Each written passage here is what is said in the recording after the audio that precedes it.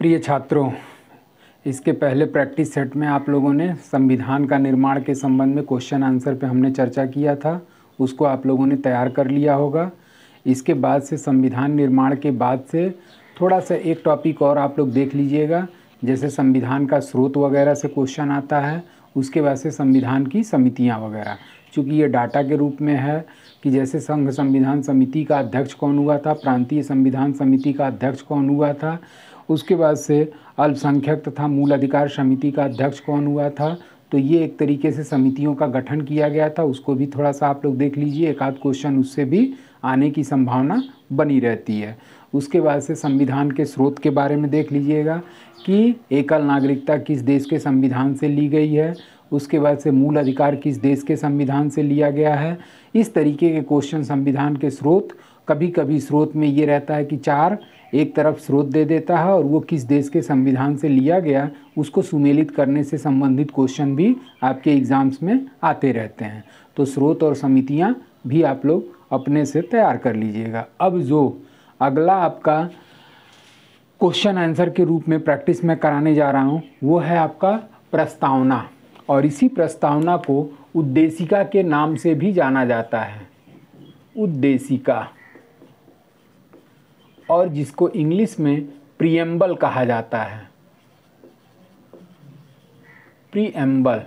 तो एक तरीके से हम जो अगला प्रैक्टिस कराने जा रहे हैं या जिस पे भिन्न भिन्न परीक्षाओं में क्वेश्चन आते रहते हैं प्रस्तावना पर, तो उसी से संबंधित आपके पास सामने क्वेश्चन है और इन क्वेश्चन का स्क्रीनशॉट ले लीजिए और एक एक क्वेश्चन का मैं व्याख्या आप लोगों के सामने प्रस्तुत करता हूं। देखिए, जिसमें पहला क्वेश्चन आपका है कि भारतीय संविधान की प्रस्तावना का मूल आधार क्या था।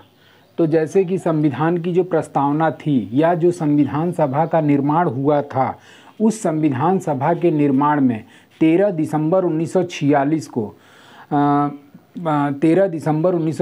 को संविधान सभा द्वारा तीसरी बैठक आयोजित की गई और उसी संविधान सभा के तीसरी बैठक में पंडित जवाहरलाल नेहरू के द्वारा उद्देश्य प्रस्ताव प्रस्तुत किया गया था। और इसी उद्देश्य प्रस्ताव के आधार पर इसी उद्देश्य प्रस्ताव के आधार पर हमारी प्रस्तावना या संविधान की प्रस्तावना या उद्देशिका का निर्माण हुआ। तो भारतीय संविधान की प्रस्तावना का मूल आधार क्या माना जाएगा? तो पंडित जवाहरलाल नेहरू द्वारा प्रस्तुत किए गए उद्देश्य प्रस्ताव पर ही आधारित हमारी प्रस्तावना है। और ये उद्देश्य प्रस्ताव इन्होंने कब प्रस्तुत किया था? तो ये किया था 13 दिसंबर 1946 को। और उसके बाद संविधान सभा द्वारा इसे कब स्वीकार किया गया, ये भी क्वेश्चन कभी कभी आ जाता है। तो इसे संविधान सभा द्वारा स्वीकार किया गया था 22 जनवरी 1947 को। तो इस तरीके से आपका पहला क्वेश्चन का आंसर क्या निकला? जवाहरलाल नेहरू द्वारा प्रस्तुत किए गए उद्देश्य प्रस्ताव पर आधारित हमारी प्रस्तावना है, जिसे 13 दिसंबर 1946 को संविधान सभा में नेहरू ने प्रस्तुत किया और इसे संविधान सभा द्वारा 22 जनवरी 1947 को स्वीकार किया गया। अब आता है आपका दूसरा क्वेश्चन कि भारतीय संविधान निर्माताओं का मत निम्न में से किसमें प्रतिबिंबित होता है? पहला ऑप्शन हो गया उद्देशिका, दूसरा मूल अधिकार, तीसरा मूल कर्तव्य और चौथा ऑप्शन हो गया आपका इनमें से कोई नहीं। तो संविधान निर्माताओं के मत निम्न में किसमें प्रतिबिंबित होता है? मतलब ये है कि अगर किसी भी देश की संविधान की प्रस्तावना, किसी भी देश की संविधान की प्रस्तावना को अगर पढ़ लिया जाए तो एक तरीके से उस संविधान में किन किन चीज़ों का वर्णन किया गया है वो एक तरीके से पूरा निष्कर्ष या निचोड़ के रूप में शामिल किया जा सकता है। तो उसी तरीके से भारतीय संविधान के निर्माताओं का मत जो है वो आपके उद्देशिका या प्रस्तावना में प्रतिबिंबित होता है, क्योंकि इसी उद्देशिका में एक तरीके से पूरे संविधान का निष्कर्ष समाहित कर दिया गया है। तो संविधान निर्माताओं के मत का प्रतिबिंब कहाँ दिखाई देता है? तो वो आपको उद्देशिका में पूरे संविधान का प्रतिबिंब दिखाई देता है। आपके सामने अब तीसरा क्वेश्चन है कि हम भारत के लोग शब्द का प्रयोग हम भारत के लोग शब्द का प्रयोग संविधान में कहाँ वर्णित है। तो जो हमारी प्रस्तावना है उसी प्रस्तावना में शुरुआत जो उसकी होती है कि हम भारत के लोग एक संपूर्ण प्रभुत्व संपन्न गणराज्य बनाने के लिए। तो एक तरीके से जो संविधान निर्माताओं ने भारतीय संविधान का निर्माण किया उसका मूल स्रोत अपने को नहीं दिया या अपने को उसका श्रेय न लेकर के उस संविधान निर्माण में श्रेय किसको दिया, तो हम भारत के लोग, मतलब भारतीय संविधान का मूल स्रोत किसको कहा जा सकता है, we the people of India, यानी कि भारत की जनता को संविधान का मूल स्रोत के रूप में माना गया। तो इस तरीके से हम भारत के लोग शब्द का प्रयोग संविधान में कहाँ कर दिया गया था, तो वो संविधान की प्रस्तावना या उद्देशिका में। एक क्वेश्चन इस पर इस तरीके से भी पूछता है कि हम भारतीय संविधान का मूल स्रोत किसे माना जाता है। तो भारतीय संविधान का मूल स्रोत हम भारत के लोग या भारत की जनता को माना जाता है। अब आपके सामने चौथा क्वेश्चन है कि किसने भारतीय संविधान की प्रस्तावना को हमारे संप्रभु प्रजातांत्रिक गणतंत्र की जन्म कुंडली कहा था। मतलब संविधान के प्रस्तावना को हमारे संप्रभु प्रजातांत्रिक गणतंत्र की जन्म कुंडली किसने कहा। तो इसका आंसर हो जाता है आपका के.एम. मुंशी। और इसी के.एम. मुंशी ने प्रस्तावना को जन्म कुंडली कह करके संबोधित किया था। उसके बाद से आपका पांचवा क्वेश्चन आ जाता है, संविधान को एक पवित्र दस्तावेज किसने कहा। तो संविधान को एक पवित्र दस्तावेज कहने वाले व्यक्ति हैं आपके डॉक्टर भीमराव अंबेडकर। चूँकि डॉक्टर भीमराव अंबेडकर का संविधान निर्माण में काफ़ी योगदान रहा है और इसी कारण से डॉक्टर भीमराव अंबेडकर को संविधान का जनक भी कहा जाता है। और इसी डॉक्टर भीमराव अंबेडकर के द्वारा आपको संविधान को एक पवित्र दस्तावेज कह करके संबोधित किया गया। तो इस तरीके से ये 5 क्वेश्चन का प्रैक्टिस है। इसके बाद से 5 क्वेश्चन का प्रैक्टिस और कराता हूँ। और ये जान लीजिए कि उद्देशिका या प्रस्तावना से जितने भी 10 से 15 क्वेश्चन का मैं प्रैक्टिस कराऊंगा और इस 15 क्वेश्चन से बाहर आपकी किसी भी परीक्षाओं में क्वेश्चन आने की संभावना बहुत कम होती है, बहुत कम होगी। बहुते दुर्भाग्य होगा तब जाकर के इस 15 क्वेश्चन से बाहर आपके उद्देशिका में क्वेश्चन पुटअप हो सकते हैं, नहीं तो लगभग 80% ये गारंटी है कि इसी 15 क्वेश्चन में से आपके उद्देशिका से रिलेटेड क्वेश्चन आपकी भिन्न भिन्न परीक्षाओं में पूछे जाते हैं। अब प्रस्तावना का आपका 6वां क्वेश्चन कौन सा बन रहा है। 6वां क्वेश्चन ये है कि संविधान की प्रस्तावना में कितने प्रकार के न्याय, स्वतंत्रता, समानता एवं भ्रातृत्व का उल्लेख किया गया है। तो इस तरीके से संविधान की प्रस्तावना में कितने प्रकार के न्याय, तो न्याय में आपका 3 प्रकार के न्याय की बात की गई है। और वो 3 प्रकार के न्याय कौन कौन से दिए गए हैं, तो एक आपका है सामाजिक, आर्थिक और राजनीतिक। सामाजिक, आर्थिक और राजनीतिक। तो इस तरीके से आपका कितने प्रकार के न्याय की बात कर दी गई, तो 3 प्रकार। तो उसमें 3 प्रकार में कौन कौन सा है, तो एक आपका सामाजिक हो गया, दूसरा आर्थिक और तीसरा राजनीतिक। कितने प्रकार की स्वतंत्रताओं का वर्णन किया गया है, तो कितने प्रकार की स्वतंत्रता का वर्णन किया गया है, तो 5 प्रकार की स्वतंत्रता का उल्लेख संविधान की प्रस्तावना में किया गया है। और वो 5 प्रकार कौन कौन से हैं, तो आपका पहला हो जाता है विचार, अभिव्यक्ति, विचार, अभिव्यक्ति। उसके बाद से आपका धर्म, विश्वास एवं उपासना की स्वतंत्रता। तो इस तरीके से समानता, स्वतंत्रता में कितने प्रकार की बात की गई है, तो 5 प्रकार। पहला आपका विचार की स्वतंत्रता, अभिव्यक्ति की स्वतंत्रता, धर्म, विश्वास एवं उपासना की स्वतंत्रता। अब आ जाइए समानता में कितने प्रकार की समानता की बात की गई है, तो समानता में आपका 2 प्रकार की बात की गई है। और वो 2 प्रकार कौन कौन से हैं, तो समानता में आपका प्रतिष्ठा एवं अवसर की समानता, प्रतिष्ठा एवं अवसर की समानता।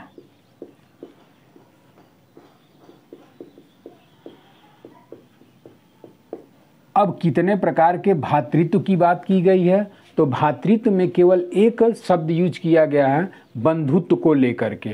तो भ्रातृत्व में कितने प्रकार हो गए, सिर्फ एक प्रकार, और वो एक कौन सा है, तो बंधुत्व के संबंध में बात की गई है। तो इस तरीके से अब ऑप्शन के हिसाब से अगर चला जाए तो सबसे पहले न्याय कितने प्रकार की बात की गई है, तो 3 प्रकार। अब इसमें आप देखिए कि 3 ऑप्शन कहाँ पर है और एक ही ऑप्शन में आपका क्या हो गया, सॉल्यूशन प्राप्त हो गया, क्योंकि 3 जो है अन्य किसी ऑप्शन में शुरुआती दौर में नहीं दिया गया है। तो एक से ही आपका आंसर क्या हो गया, निकल करके सामने आ गया। तो 3 प्रकार के न्याय की बात, स्वतंत्रता की बात कितने प्रकार की गई है, 5 प्रकार। दूसरे ऑप्शन में ये 5 प्रकार दिया गया है। समानता में कितने प्रकार की समानता, तो 2 प्रकार की समानता है, ये 2 हो गया। और भ्रातृत्व या बंधुत्व का उल्लेख मात्र एक बार किया गया है। तो इस तरीके से इसका आंसर 3, 5, 2, 1 आपके सामने है। 7वां क्वेश्चन, संविधान की प्रस्तावना के संबंध में कौन सा क्रम सही है। तो कौन सा क्रम सही है, इसके संबंध में थोड़ा सा आपको प्रस्तावना के संबंध में जानना जरूरी है। और वो प्रस्तावना के संबंध में जो भी जानना जरूरी है कि किन किन शब्दों का प्रयोग किस क्रम में किया गया है। तो उसमें हमने इसके पहले वाले क्वेश्चन में बताया कि संविधान का मूल स्रोत किसको माना जाता है, तो मूल स्रोत भारत की जनता को माना जाता है। तो शुरुआत इसकी प्रस्तावना की होती है कि हम भारत के लोग, शब्द क्या आगे यूज किया गया है, तो भारत को संपूर्ण प्रभुत्व संपन्न, भारत को संपूर्ण प्रभुत्व संपन्न।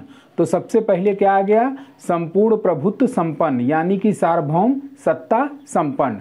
दूसरा इसमें जो कामा देकर के शब्द का प्रयोग किया गया है वो है आपका समाजवादी। तीसरा है आपका पंथ निरपेक्ष।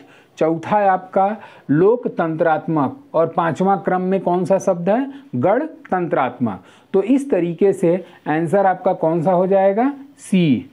अब इसको इस तरीके से हम पढ़ेंगे कि प्रस्तावना का जो लाइन है उसमें सबसे पहले यही शब्द कहा गया है कि हम भारत के लोग एक संपूर्ण प्रभुत्व संपन्न, समाजवादी, पंथ निरपेक्ष, लोकतंत्रात्मक गणराज्य बनाने के लिए, अब इतना शब्द शुरुआत में दिया गया है और उसके बाद से समस्त नागरिकों को सामाजिक, आर्थिक, राजनीतिक न्याय प्रदान करने के लिए अब दूसरे शब्द में आपका क्या आ जाता है, समानता। और उस समानता में कितने प्रकार की समानता, तो आप उसी के आगे इसको ऐड कर देंगे कि विचार, अभिव्यक्ति, धर्म, विश्वास एवं उपासना की स्वतंत्रता। उसके बाद से समानता के बाद से फिर आपका स्वतंत्रता के बाद से समानता शब्द आता है और समानता में 2 शब्द आपको जोड़ना है और वो कौन कौन सा है, प्रतिष्ठा एवं अवसर की समानता प्राप्त करने के लिए, व्यक्ति की गरिमा और राष्ट्र की एकता अखंडता सुनिश्चित करने के लिए, भ्रातृत्व या बंधुत्व को बढ़ाने के लिए आज तारीख 26 नवंबर 1949 को संविधान को अंगीकृत, अधिनियमित और आत्मसमर्पित करते हैं। तो एक तरीके से देखा जाए तो इसको अगर आप क्लियर कर लेते हैं तो हम भारत के लोग शब्द में ये सारी चीज़ें जोड़ते हुए न्याय की बात कह दीजिए, स्वतंत्रता की बात कह दीजिए, समानता की बात कह दीजिए और बंधुत्व की बात करते हुए 26 नवंबर 1949 को संविधान को अंगीकृत, अधिनियमित और आत्मसमर्पित कर दीजिए। तो इस तरीके से क्वेश्चन नंबर 7 हो गया। अब क्वेश्चन नंबर 8, क्वेश्चन नंबर 8 में ये है कि प्रस्तावना में अब तक कितनी बार संशोधन किया जा चुका है।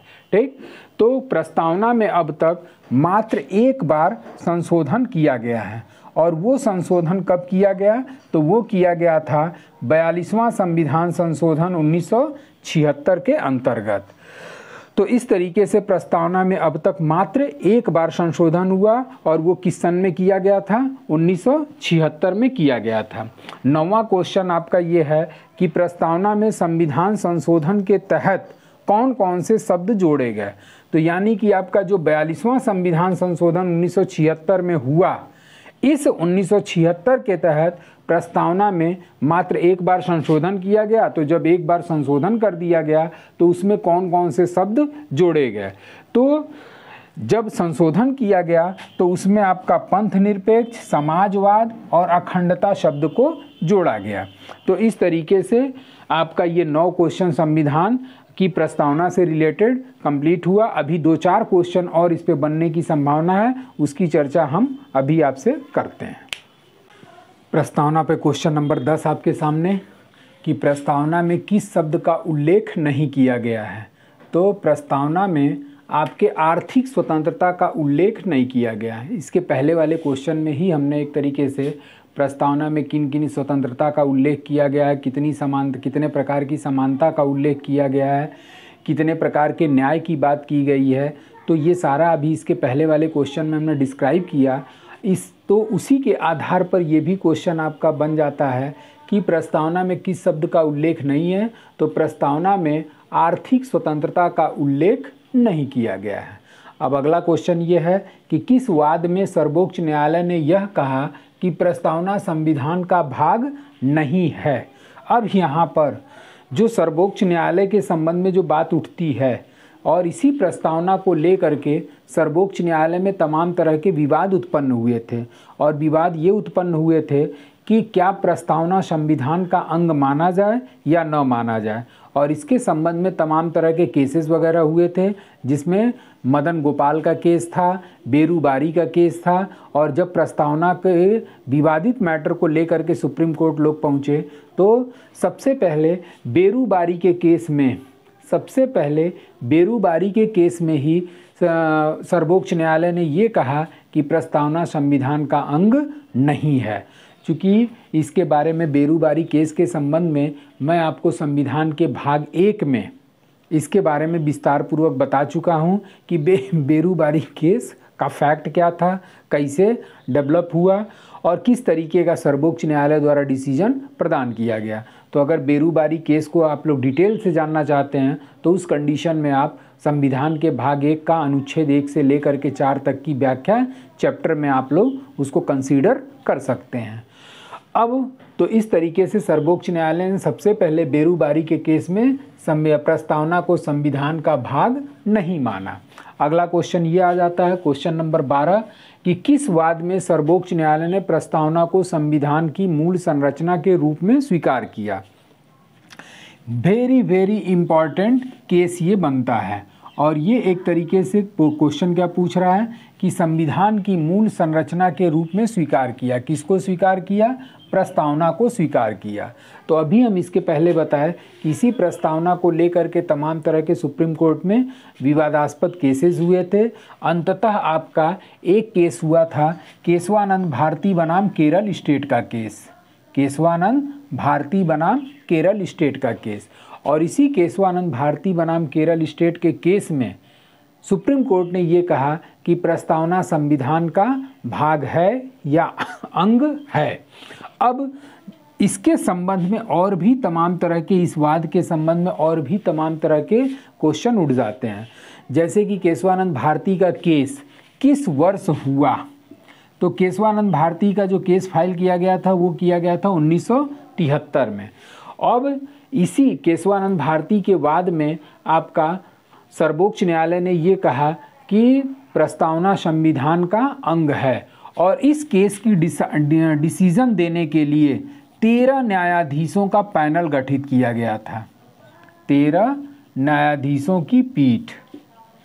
ठीक, अब इसमें इस प्रस्तावना से संबंधित वाद को हल करने के लिए कुल कितने न्यायाधीशों की पैनल गठित किया गया? तो 13 न्यायाधीशों का पैनल गठित किया गया था। और उस 13 न्यायाधीशों के पैनल में बहुमत के आधार पर, ये भी क्वेश्चन आता है कि कितने बहुमत के आधार पर केशवानंद भारती के वाद का डिसीजन दिया गया था। तो 7 संबंधे 6 के न्यायाधीशों के बहुमत के आधार पर यह निर्णय दिया गया कि प्रस्तावना संविधान का अंग है और इसमें संशोधन भी किया जा सकता है। इस पर जो अगला क्वेश्चन बनता है कि इस वाद में मुख्य न्यायाधीश कौन थे। तो इस वाद में मुख्य न्यायाधीश chief justice S N Sikri थे, एस एन सिकरी। अब इसी तरीके से और भी 12 न्यायाधीश इसमें शामिल थे इस केस को डिसीजन देने के लिए, और 7 संबंधित 6 के बहुमत से ये इसमें डिसीजन आया कि प्रस्तावना संविधान का अंग है और इसमें संशोधन भी किया जा सकता है, लेकिन इतना संशोधन नहीं किया जा सकता जो इसके मूलभूत ढांचे को प्रभावित करता हो, संविधान के मूलभूत ढांचे को प्रभावित करता हो। और इसको क्लियरिफाई सुप्रीम कोर्ट ने इस तरीके से भी किया कि मूलभूत ढांचा, संविधान का मूलभूत ढांचा किसे माना जाएगा, तो संविधान के मूलभूत ढांचे में आपको प्रस्तावना को शामिल किया गया, विधि का शासन शामिल किया गया, संप्रभुता को शामिल किया गया, निष्पक्ष चुनाव को शामिल किया गया। तो इस तरीके से तमाम पॉइंट्स को इंडिकेट सुप्रीम कोर्ट ने किया कि ये सभी चीज़ें प्रस्तावना की मूलभूत ढांचा है और इसमें इतना संशोधन नहीं किया जा सकता जो इसके मूलभूत ढांचे को प्रभावित करता हो। और इसी वाद के बाद, केशवानंद भारती के वाद के बाद, पीछे हमने एक क्वेश्चन लिखाया था कि प्रस्तावना में अब तक कितनी बार संशोधन किया जा चुका है, तो मात्र एक बार। और इसी केस के बाद आपका 1976 में प्रस्तावना में संशोधन किया गया, और वो संशोधन कौन सा था, तो वो 42वां संशोधन 1976। और इसी 42वें संविधान संशोधन 1976 के तहत प्रस्तावना में 3 शब्द जोड़े गए, पंथ निरपेक्ष, समाजवाद और अखंडता। तो इस तरीके से ये केशवानंद भारती का केस जो है प्रस्तावना के संबंध में मोस्ट इम्पॉर्टेंट माना जाता है। तो इस तरीके से आपका प्रस्तावना पे अगर 12 क्वेश्चन, मात्र 12 क्वेश्चन अगर आप तैयार कर लेते हैं तो संभावना ये बनती है कि आपका प्रस्तावना से अगर एक भी क्वेश्चन आपकी परीक्षा में पूछता है तो मैं आशा करता हूँ कि इससे बाहर क्वेश्चन नहीं आ सकता। तो इस तरीके से आप इन 12 क्वेश्चन को रट जाइए और एक क्वेश्चन आपका किसी भी परीक्षा के लिए तैयार हो गया। तो आज के लिए बस आपका प्रस्तावना के संबंध में यही 12 क्वेश्चन। अब अगला जो भी मैं क्वेश्चन आंसर के रूप में ले करके आऊँगा वो नागरिकता से रिलेटेड रहेगा, उसके बाद से मूल अधिकार से रिलेटेड। तो इधर बीच मैं केवल आपका जितना भी मैंने चैप्टर पढ़ा दिया है उस चैप्टर पे मैं आपको प्रैक्टिस कराऊँगा, क्वेश्चन आंसर के रूप में आपको व्याख्या करते हुए उसका सलूशन दूंगा। और थोड़ा सा आप लोग व्याख्या पे भी ध्यान दीजिएगा कि एक क्वेश्चन में आपको कई प्रश्नों के उत्तर उसमें शामिल रहते हैं, तो उसको ध्यान से कंसंट्रेट हो करके सुनिए ताकि एक प्रश्न से आपके 1-2 क्वेश्चन उससे रिलेटेड और आपके आसानी से तैयार हो सकें। तो आज के लिए बस इतना ही। Thank you so much.